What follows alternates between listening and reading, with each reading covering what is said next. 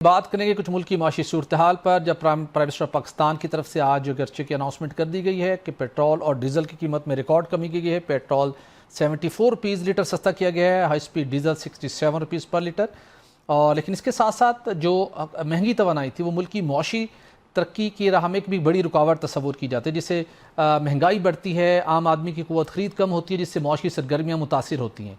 अब कीमतों में तेज़ी से कमी का सिलसिला शुरू है, जिसकी बुनियादी वजह पाकिस्तान का वो एक अजीम शान किरदार है, जिसके नतीजे में अमेरिका और ईरान के मबैन एक MOU हुआ जिसका नाम इस्लामाबाद एकॉर्ड है, जिसके नतीजे में अब नाया हुरमस खुली और अब तवानाई की कीमतें, खाम तेल की कीमतें तेज़ी के साथ नीचे आ रही हैं। इससे मुल्की मईशत को किस हद तक स्टेबिलिटी मिलेगी, इस पर बात करने के लिए हमें ज्वाइन कर रहे हैं वासिफ नकवी साहब, माहिर मईशत हैं। वासिफ नकवी साहब, आपका बहुत शुक्रिया। नकवी साहब, अब नाया हुरमस खुल चुकी, खाम तेल की कीमतें नीचे आ रही हैं और प्राइम मिनिस्टर पाकिस्तान ने इंटरनेशनल ट्रेंड के मुताबिक जो कीमतों में मुमकिन कमी थी, वो पेट्रोल 35 रुपये फ़ी लीटर सस्ता हो सकता था, लेकिन मेरी इतलात के मुताबिक ऑयल रिफाइनरी उसके प्रॉफिट में जो कुछ अरसे में उन्होंने ज़्यादा मुनाफा कमाया था उस पर कटौती की गई है, जिसके नतीजे में ज़्यादा रिलीफ मिला है।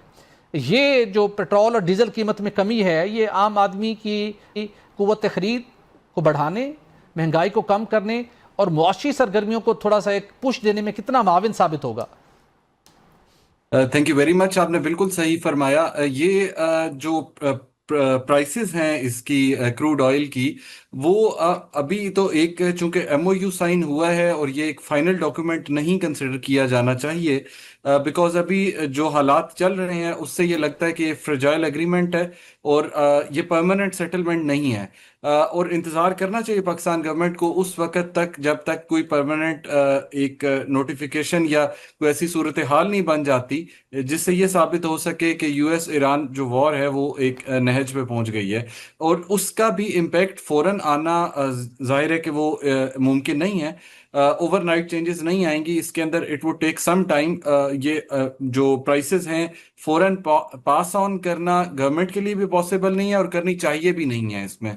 तो हम ये एक्सपेक्ट करते हैं कि जो आने वाले दिन हैं उनके अंदर शायद एक टेम्परेरी रिलीफ तो दिया जा सके, लेकिन उसका परमानेंट रिलीफ मिलना जो है उसके लिए कुछ वक्त दरकार होगा। बिल्कुल ठीक। जहां तक आपने बात की मुआशी इस्तेहकाम की और जो सोसाइटी के अंदर जो एक इस तरह की सिचुएशन है जिसके अंदर अभी चीज़ें जो हैं उनका फाइनल होना बाकी है, लाइक प्राइसेस जो हैं, फूड प्राइसेस बड़ी एस्केलेट कर गई, ऑयल प्राइसेस काफ़ी ज़्यादा एनर्जी कॉस्ट के ऊपर इम्पैक्ट करती हैं।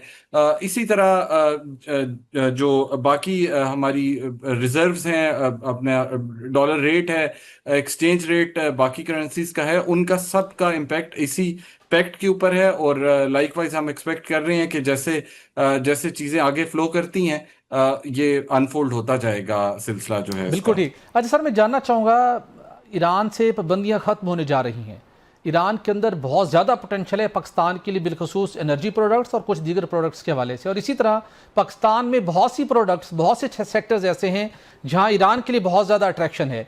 किस तरह देखते हैं कि ईरान और पाकिस्तान के मबैन ऑफिशियल बैंकिंग चैनल के ज़रिए से इंपोर्ट एक्सपोर्ट हो सके, और एटलीस्ट क्या आने वाले दिनों में हमें ईरान से IP गैस पाइपलाइन हो, पेट्रोलियम रिफाइंड पेट्रोलियम प्रोडक्ट्स हों, LPG हों या दीगर चीज़ें हों, हम उनको के अच्छे रेट्स के ऊपर इंपोर्ट कर पाएंगे, या इंटरनेशनल बेंचमार्क के मुताबिक हमें इंपोर्ट करना पड़ेंगी, और मुल्क की मईशत को इस सारी डेवलपमेंट में क्या बेनिफिट हो सकता है?